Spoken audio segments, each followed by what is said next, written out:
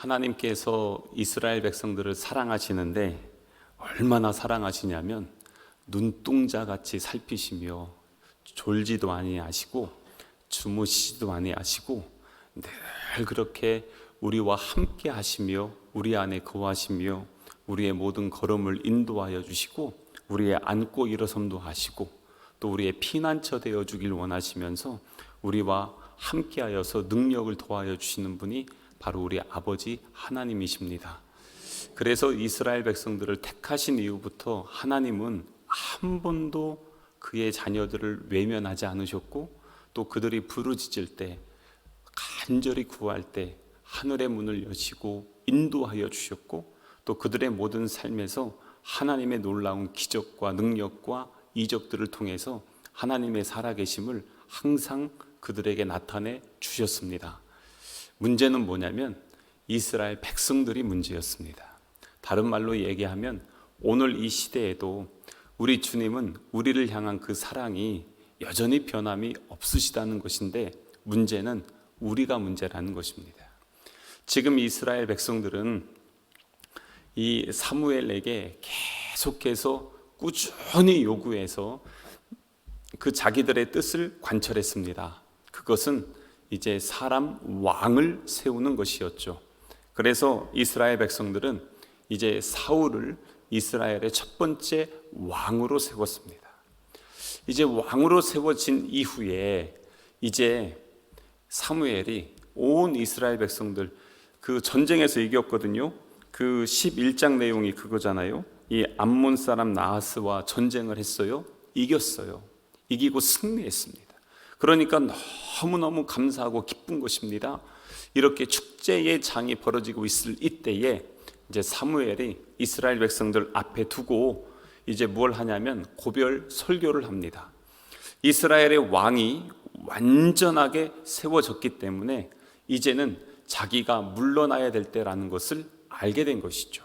그래서 그는 이스라엘 백성들에게 마지막 당부의 말, 다른 말로 하면 고별 설교를 이스라엘 백성들에게 하고 있습니다. 이 고별 설교가 바로 이 사무엘상 12장의 말때가 옵니다.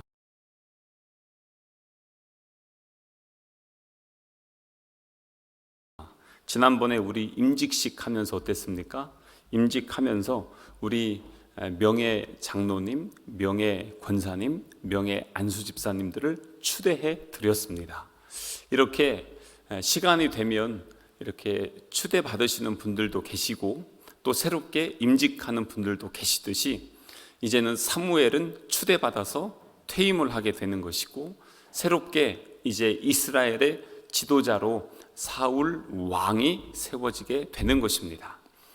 그런데 이 사무엘은 자기의 직분은 끝났지만 그렇다고 해서 그의 사명이 끝나는 것은 아니었습니다.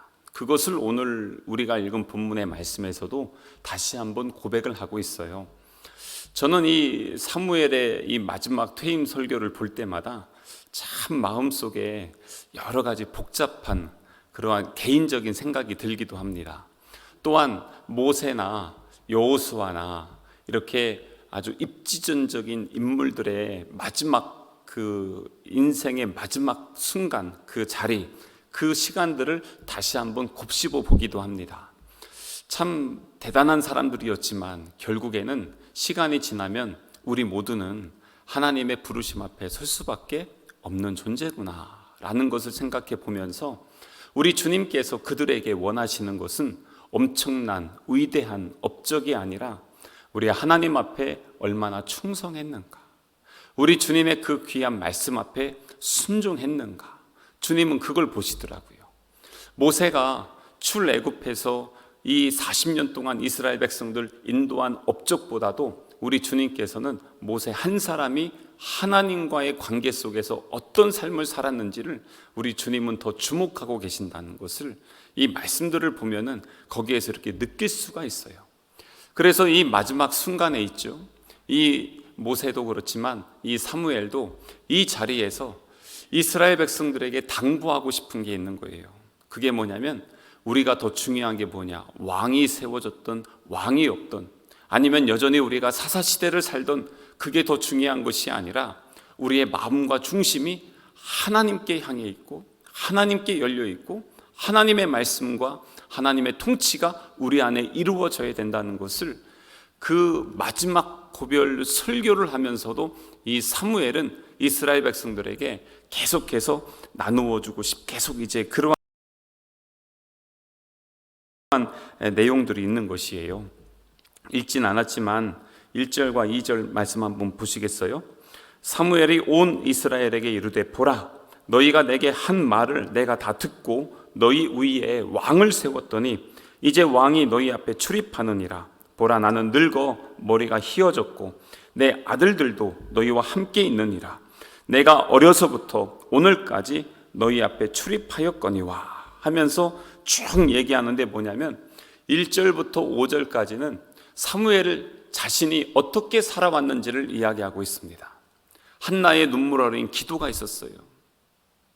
그리고 태어나면서부터 하나님 앞에 드려진 자가 되었습니다. 지난 금요일 날 제가 그 나실인 이야기를 하면서 성경의 구약에서 나실인 중에 종신, 평생 동안 나실인으로 드려진 사람이 2명 있습니다.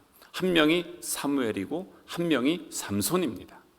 사무엘은 어머니가 드렸고 삼손은 하나님이 정해버렸습니다. 워낙 흑암이 가득한 시대였기 때문에 하나님이 삼손은 아예 정해버렸고 사무엘은 어머니의 드림바 되었는데 그가 어머님의 드림바 된 그대로 평생을 살아왔던 것이에요.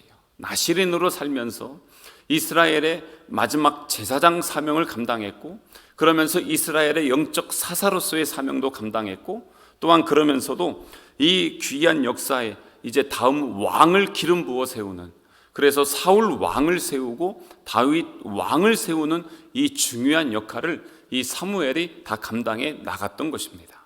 참 중요한 인물이죠. 그러면서도 그가 사실 자격으로 볼 때 이스라엘의 왕이 될 수 있었습니다.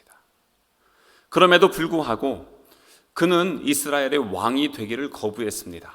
예전에도 한번 말씀드렸지만 모세나 여호수아나 기드온이나 사무엘은 왕이 될 수 있는 자격들이 있었고 백성들이 그걸 원했습니다만은 그들은 하나님의 통치, 하나님의 나라가 그 어느 것보다도 가장 소중한 것임을 그들은 기억하고 있었고 그것을 순종함으로 살기 원했기 때문에 왕이 되는 것을 거절했습니다.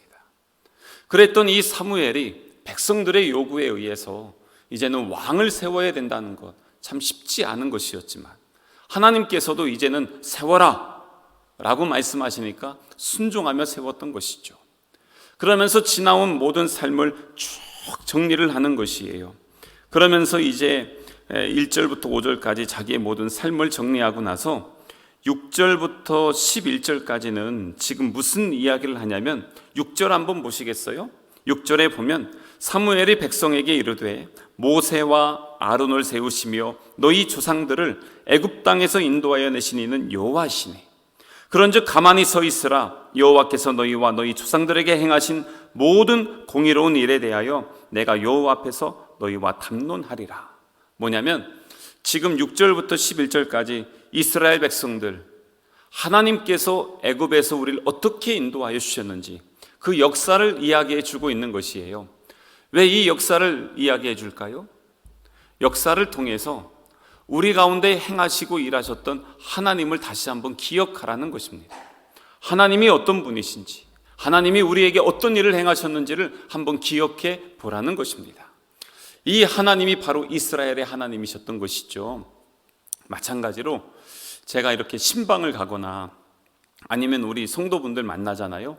그러면은 여기에서 사무엘은 이스라엘의 하나님을 이야기하지만 우리들은 누구의 하나님을 이야기할 수 있어야 되겠습니까? 나의 하나님을 고백할 수 있어야 되는 것입니다. 나를 만나주신 하나님, 나를 어떻게 만나주셨어요? 아마 그거 가지고 어떤 분은 진짜 아침부터 저녁까지 이야기할 수 있을 겁니다. 그리고 그 하나님께서 나를 어떻게 인도하여 주셨는지 이것만 해도요, 내가요 책을 몇 권이나 씁니다. 이런 분들 있잖아요. 그렇게 하면서 주님께서 나를 어떻게 인도하시고 나와 함께 하셨는지를 함께 고백할 수 있어야 된다는 것입니다. 왜냐하면 그냥 성경에 있는 하나님이 아니라 그 하나님이 누구의 하나님이십니까? 나의 하나님이 되는 것입니다. 그게 바로 나의 신앙의 고백인 것이죠. 사도행전에 보면 믿음의 사람들, 특별히 사도들 보면은 이 사도들의 설교가 그래요. 사도들은 내가 어떻게 예수님을 경험했는지, 3년 동안 제자로 다녔지만 예수님을 부인하고 도망갔던 나의 모습들, 하지만 우리 부활하신 예수님이 나를 만나주시고 그 이후에 내가 어떻게 변했는지를 고백합니다. 그러면서 그들은 담대하게 예수 그리스도를 믿으십시오, 그리고 성령을 받으십시오. 그들은 거침없이 담대하게 고백하는 것을 볼 수가 있어요. 우리도 마찬가지인 것이죠.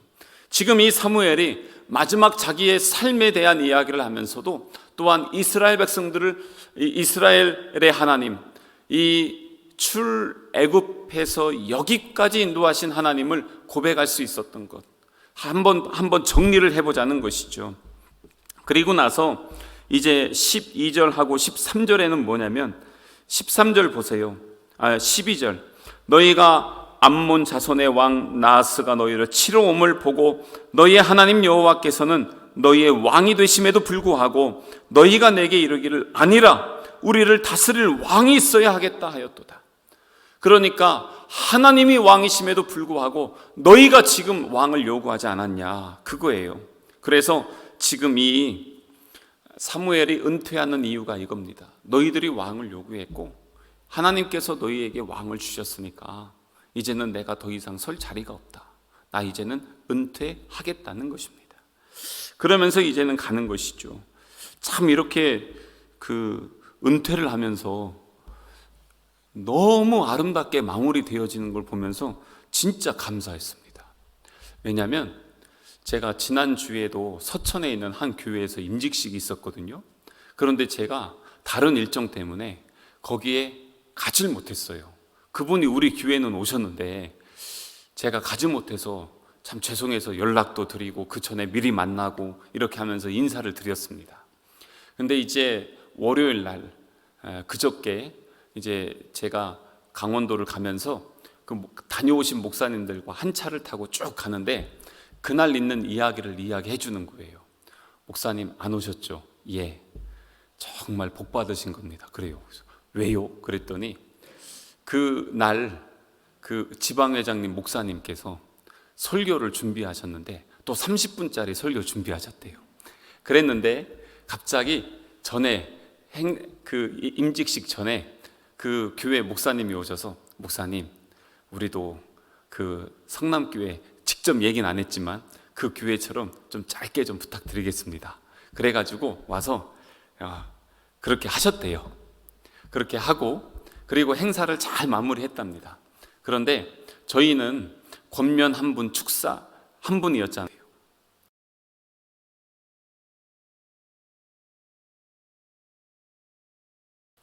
그랬는데 우리 지방에 계신 송천옥 목사님이나 김영배 목사님, 우리 교회에서 하셨던 분들 거기서도 하셨는데 아주 잘 해주셨어요. 짧게 하면서 아주 핵심만 해서 잘 해주셨어요.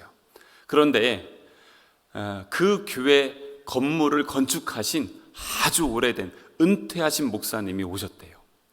성도분 중에 한 분이 그분이 오셔서 말씀 좀 해주시면 좋겠다라고 추천을 하셔서 오셨는데, 이분이 축사 시간이 중간인데 자꾸 뒤에 있는 분 먼저 가시라고 양보를 계속 하시더래요. 그래서 양보를 하시니까 그냥 나와서 하시고 들어가셨어요. 이분이 마지막에 나오셔서 이제 앞에 계신 분들이 하실 말씀 다 하셨으니까 이제 우리는 하나님 앞에 영광 올려드립시다. 그러니까 아멘, 박수 하면서 박수 딱 하시더니 그때부터 요이 땡 하셔가지고 45분을 축사하시더랍니다. 설교자가 12분, 13분 설교했는데 축사하러 오셔서 옛날에 내가 이 교회를 부임했는데 이 닭장 같은 교회부터 시작해가지고 실명으로 다른 교회 목사님들 막 대면서 여기는 무슨 문제가 있고 저기는 무슨 문제가 있고 저래서 저 교회는 저 목사가 이러고 저러고 이 얘기를요, 부정적인 이야기만 45분을 갖다가 하는데 옆에서 사회 보는 목사님이 그 임직하는 그 교회 담임 목사님이 끝내시라고 그만 옆에 서서 10분을 순서지 들고 서 있는데도 안 내려와요. 그냥 끝까지 계속 그냥 당신 할 말 다 하시고 그리고 나서 나가시더래요. 야, 그래서 이렇게 제가 그래서 도대체 누구신가 이렇게 봤는데 보니까 제가 아는 분이에요. 보니까 우리 원로 목사님 동기예요. 그러셔가지고 저희 원로 목사님한테 또 전화를 드렸어요. 아니 이분이 오셔가지고 막 이랬다고. 그랬더니 또 이런저런 말씀하셨는데, 그래서 은퇴하시고 나서 그런 자리에 서시는 게 참 귀하긴 한데요, 그런데 거기에서 꼭 그렇게 하셨어야 됐을까? 왜냐하면 담임 목사님이 이러셨대요. 올라가시기 전에 목사님 하시고 싶은 말씀 많으신 거 아는데 내일 주일 예배 설교 때 목사님한테 부탁을 드렸대요. 주일 예배 설교 인도해 주시라고. 그러니까 주일 예배 설교 때 하실 말씀 다 하시고 오늘은 짧게 해주십시오. 그랬는데 45분 하셨대요. 그래서 그렇구나. 그런데 오늘 사무엘을 보세요. 얼마나 깔끔합니까? 오늘 이렇게 은퇴하고 나서요, 한 번도 앞에 나서지 않습니다. 그리고 그가 하는 일이 있습니다. 그게 뭐냐면 이스라엘 백성들에게 하나님께서 주시는 마음과 감동들을 나누어 주고, 그게 이제 어디에 있냐면 그 14절부터 17절까지가 그 얘기예요. 너희들 하나님 앞에 순종해라. 그게 너희들이 할 일이다. 마지막까지 내가 여러분들에게 부탁을 하는데 하나님을 의지해야 된다. 다른 거 의지하면 안 된다. 하나님을 두려워해야 된다.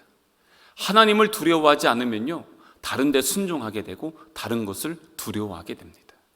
하나님을 무시하고 멸시하게 되는 것입니다. 그렇기 때문에 이 사무엘은 이스라엘 백성들에게 그걸 하는 것이에요. 그래서 14절 보세요. 너희가 만일 여호와를 경외하여 그를 섬기며 그의 목소리를 듣고 여호와의 명령을 거역하지 아니하며 또 너희와 너희를 다스리는 왕이 너희의 하나님 여호와를 따르면 좋겠지만, 이게 내 마음이야. 너희 정말 이렇게 해야 된다. 그런데 알아요, 그렇지 않을 거라는 거예요. 왜냐하면 하나님을 인정하지 않기 때문에 지금 사람 왕을 요구했고 지금 그렇게 왔잖아요. 그래서 15절에도 너희가 만일 여호와의 목소리를 듣지 아니하고 여호와의 명령을 거역하면 여호와의 손이 너희의 조상들을 치신 것 같이 너희도 치실 것이라. 조심해라. 그리고 순종해라. 그게 우리가 살 길이라. 그런데 다시 한번 적용해서 이 말씀이 누구에게 주시는 말씀이냐면 우리에게 주시는 말씀입니다. 지금 이렇게 하면서 은퇴하잖아요. 하나님을 순종하고 하나님을 섬기는 그 백성들을 위해서 이 사무엘은 마지막 하고 싶은 이야기를 하면서 이제는 정치와 종교를 완전히 분리시키는 겁니다. 지금까지 이스라엘은요, 정치와 종교가 하나였습니다. 신정합일. 그런데 이것이 이제는 구분이 되어집니다. 왕이 세워졌기 때문에 그런 것이죠. 그러면서 이제는 자기가 할 일은 무엇이냐? 이제 뒤에 보세요. 22절 말씀 보세요. 이제 뒤에는 뭐냐면 하나님이 어떻게 우리에게 하시냐는 것이에요. 그래서 22절, 여호와께서는 너희를 자기 백성으로 삼으신 것을 어떻게 했다고요? 기뻐하셨다는 거예요. 지금 어떻게 보면 이스라엘 백성들 하나님 앞에 패륜했거든요. 하나님 인정하지 않겠다면서 사람 왕을 세웠잖아요. 그런데도 우리 하나님께서는 이스라엘 백성들을 자기 백성으로 삼으신 것을 기뻐하셨으므로 여호와께서는 그의 크신 이름을 위해서라도 자기 백성을 버리지 아니할 거라는 것입니다. 너무너무 감사하지 않으세요? 왜냐하면 우리도 보세요. 하나님 말씀에 때로는 불순종하잖아요. 우리 앞에서 대표 기도하시는 분들 종종 그러잖아요. 지난 한 주를 살아오면서도 하나님 말씀 앞에 불순종하고 내 뜻대로 살아가고 주의 뜻을 거역하고 내 마음대로 행했던 것, 그러면서 회개기도 하잖아요. 그런데 어떻습니까? 지금 주님은 그럼에도 불구하고 우리를 사랑하여 주셨고요, 독생자 예수 그리스도 내어주시잖아요. 그게 아버지의 사랑 아닙니까? 그런데 그것뿐만이 아닙니다. 그렇게 하면서 23절을 보세요. 나는 너희를 위하여 기도하기를 쉬는 죄를 여호와 앞에 결단코 범하지 아니하겠다는 것입니다. 무슨 얘기입니까? 이스라엘 이 나라와 민족을 위해서 기도하겠다는 것입니다. 앞에 우리가 7장에서 보면은 블레셋과 전쟁에서 이기고 나서 그때 이런 말씀 한번 드렸어요. 이스라엘 백성들이 사무엘이 사는 날 동안에 하나님께서 이스라엘 백성들을 지키셨고 그 땅에 평화가 있었다는 것. 그래서 오늘 말씀에도 보면은 왜 사무엘이 사는 날 동안에 이스라엘 백성들이 그 평화를 누릴 수 있었을까? 그 답이 바로 여기에 있는 것입니다. 사무엘이 무엇을 했습니까? 이 나라와 민족을 위해서 그 연결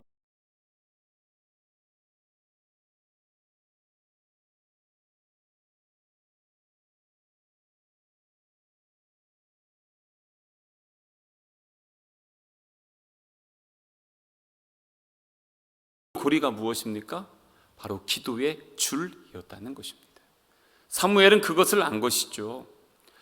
지금도 우리 예수님은 우리를 위해서 말할 수 없는 탄식으로 간절히 기도하고 계십니다. 그러면서 우리가 거할 처소를 예비하고 계신다고 말씀하고 있어요. 주님도 우리를 위해서 기도하시는데 우리가 기도를 멈추면 되겠습니까? 그래서 이 사무엘은 마지막 은퇴를 하면서 여러분, 하나님의 말씀을 순종하십시오. 하나님을 기억하십시오. 나는 여러분들을 위해서 기도하겠습니다. 그러면서 나아가는 것입니다. 그가 또 무엇라고 합니까? 이렇게 기도하는 그 이유는요, 이제는 하나님의 이 모든 역사는 기도를 통해서 이루어지기 때문에 그래요. 예전에 한번 말씀드렸지만 앞으로 우리가 또 보겠지만 하나님께서 사울을 버렸어요. 사울 왕은 버림을 받았어요. 그러면은 전쟁에 나가면 져야 되거든요.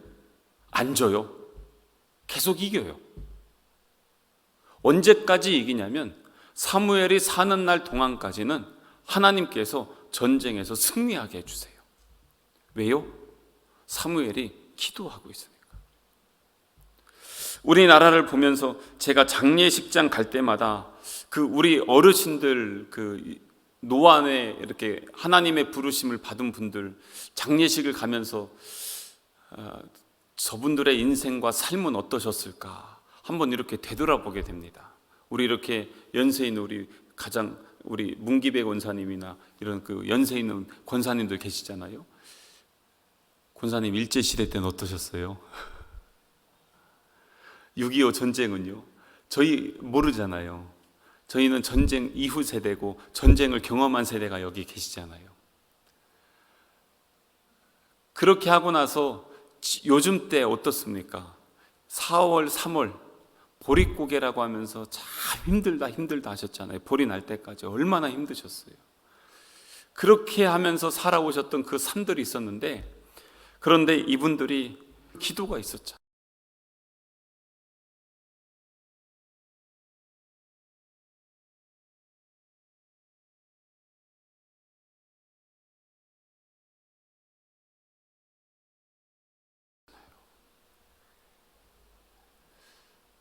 참 그게 장례식을 할 때마다 그분들의 삶은 정말 어떠셨을까 많은 그러한 생각을 해보게 되더라고요. 지금 우리나라가 큰 연합 집회들이 다 없어졌어요. 우리 목사님들 만나서 서울에 사시던 옛날 분들 이야기를 듣다 보면 8, 90년대까지만 해도 여의도, 그때는 여의도 지금 공원이 아니었어요. 여의도 광장이었어요. 기억하시는 분들 계시죠? 여의도 광장 꽉 차게 우리 그리스도인들이 모여서 하나님 앞에요, 맨날 며칠이고 엎드려서 기도하였습니다. 나라와 민족을 위해서 눈물을 뿌리면서 하나님 앞에 기도했습니다. 그리고 하나님께서 우리 그 수많은 눈물의 기도를 받아주셨습니다. 교회만 부흥한 게 아니었어요. 민주화가 이루어지고요, 경제 발전이 이루어졌습니다. 지금 전 세계적으로 대한민국 예전에 88 올림픽 할 때 도대체 그 한국이란 나라는 어딨냐고 사람들이 그랬습니다. 지금은 어떻습니까? 이 많은 사람들이 우리 대한민국을 얼마나 부러워하고 있습니까? 한국에 와서 일 한번 해보는 게 그토록 소망이신 분들이 많습니다. 지금 그렇게 우리나라가 바뀌었어요. 근데 요즘 어떻습니까? 요즘 우리 한국 교회를 보면서 무엇을 잃어버렸나? 지금 우리가 다시 회복해야 될 게 무엇인가?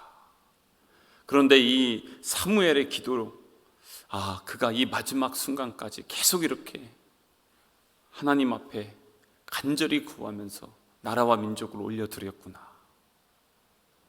요즘 우리 그 윤석열 대통령 지지율이 40%를 넘는 걸 제대로 못 봐요. 정치를 너무 못한다, 부정적 평가가 60%가 늘 넘어요. 그래서 볼 때마다 마음이 아파요. 진짜 마음이 아파요. 그래서 기도해야 돼요. 대통령을 위해서 기도해 주셔야 돼요. 바른 정치하고 하나님을 두려워할 줄 알고 백성들을 사랑하는 정치를 할 수 있도록 기도해 주셔야 됩니다. 이거는요, 여야와 상관없어요. 기독교인이라면, 그리스도인이라면 나라와 민족을 위해서 기도해 주셔야 돼요. 솔직하게 개인적으로 저도 마음에 안 드는 게 많아요. 뉴스를 보면 안타까운 것도 있어요. 그래서 기도해야 돼요. 그래서 더 기도해야 돼요. 하나님 앞에 부르짖어야 돼요. 그래서 새벽마다 기도하고 있어요. 나라와 민족을 위해서 기도합니다.